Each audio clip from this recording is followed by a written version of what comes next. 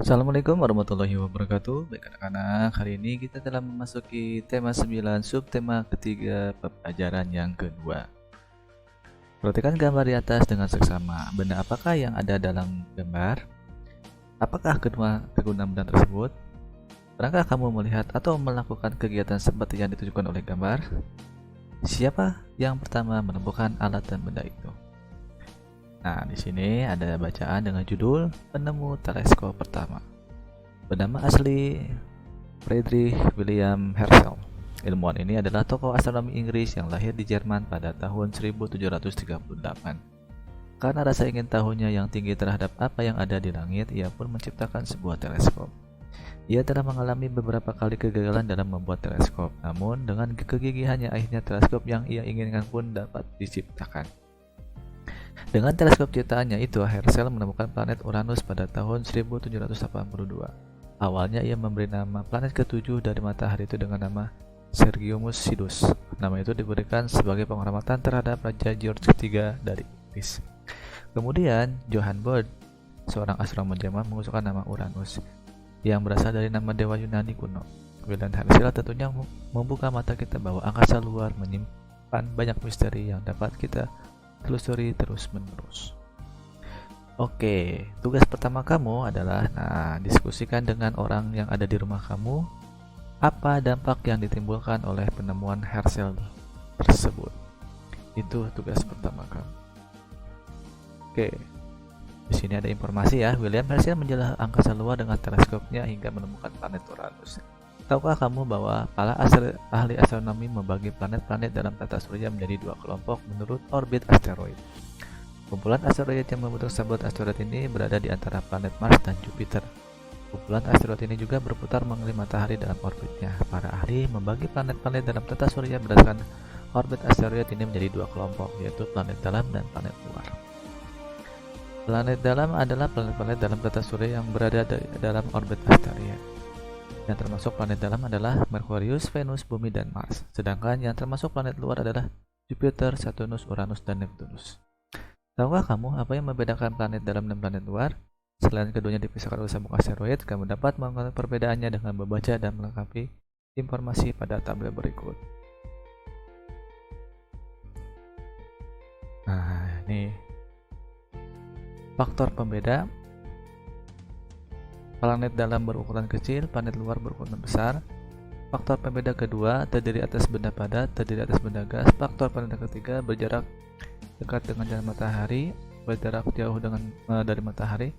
Faktor keempat, mengelilingi matahari dalam waktu yang pendek, mengelilingi matahari dalam waktu yang panjang. Nah, tugas kamu yang kedua adalah mengisi tabel faktor pembeda 1, 2, 3. Nah, kalau faktor pembeda apa yang menjelaskan tentang ukuran kecil dan ukuran besar. Nah, berarti faktor pembedanya di sini ada nomor satu adalah ukuran, ya. Paham ya? Nah, sekarang kamu tinggal mencari faktor pembeda yang kedua, ketiga, dan keempat yang sesuai dengan keterangan ini. Kalau nomor satu sudah Bapak kasih tahu ya, faktor pembedanya adalah ukuran. Tuh. Nah, sekarang cari faktor pembeda kedua, ketiga, dan keempat. Itu untuk tugas kamu yang kedua. Oke. Kita lanjut. Nah, di sini ada bacaan lagi dengan judul Tempat Tanpa Bayangan. Sahabatku Ina, halo Ina, bagaimana kabarmu? Semoga baik-baik saja seperti aku ya. Aku ingin menceritakan pengalaman menarikku kepadamu In. Semoga lain waktu kita dapat mengalaminya bersama ya. Aku baru saja tiba di kota Pontianak. Aku diajak ayah ke tempat tanpa bayangan. Menarik ya namanya. Kamu pasti penasaran, sama aku juga penasaran. Sejak berangkat aku pun berusaha membayangkan akan seperti apa tempat itu. Aku menghabiskan perjalanan selama 30 menit untuk tiba di suatu tempat. Aku sempat bingung dan bertanya kepada ayah, mengapa tempatnya seperti itu, tidak seperti yang kubayangkan. Ternyata tempat itu bernama Tugu Katulistiwa, kata ayah. Semua benda yang ada di sini tidak memiliki bayangan karena tugu ini berada tepat di posisi garis lintang 0 derajat. Semula aku pikir di sini semua benda tidak memiliki bayangan untuk selamanya. Ternyata aku salah. Itu hanya terjadi 2 kali dalam setahun, yaitu setiap tanggal 21 sampai 23 Maret dan tanggal 21 sampai 23 September. Tanggal itu posisi matahari tepat di atas garis katulistiwa. Aku jadi ingat di buku astronomi yang pernah kita baca bersama dulu In, kota Pontianak memang salah satu kota di Indonesia yang dilewati oleh garis katulistiwa. Tahukah kamu siapa yang menemukan titik nol ini? Konon, posisi garis lintang ini ditemukan oleh pada tanggal 31 Maret 1928 oleh seorang ahli geologi Belanda dalam sebuah ekspedisi internasional. Pada awalnya mereka hanya menandai dengan membuat sebuah tonggak saja, namun pada tahun 1938 tonggak itu dibangun oleh Bapak F. Silaban, seorang arsitek terkenal Indonesia yang juga ikut merancang dan membangun Masjid Istiqlal dan Monumen Nasional Monas. Tapi kalau kamu berkunjung ke sini jangan terkecoh ya, sama seperti aku.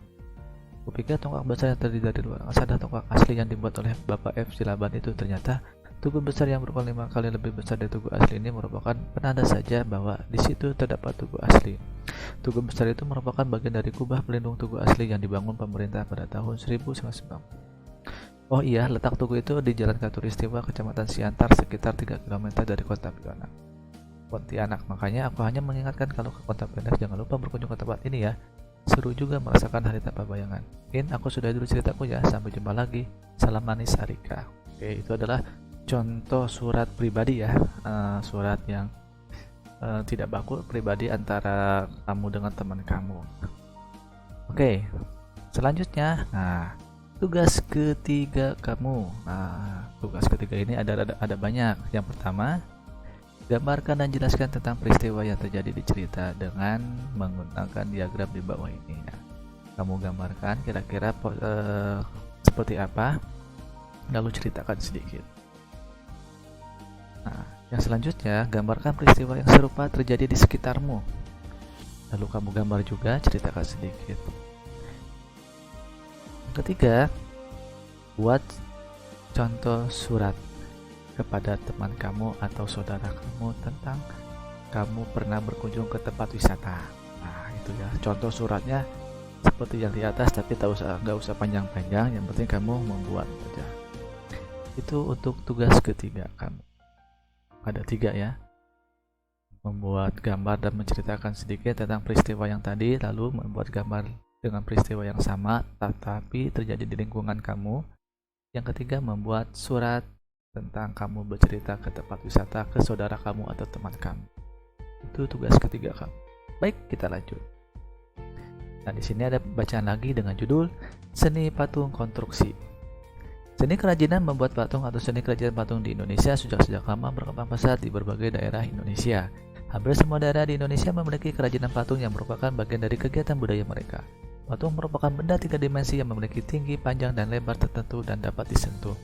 Membuat patung memerlukan beberapa teknik, salah satunya adalah teknik merakit. Teknik ini dilakukan dengan merangkai dan merakit beberapa potong bahan-bahan untuk membentuk sebuah patung.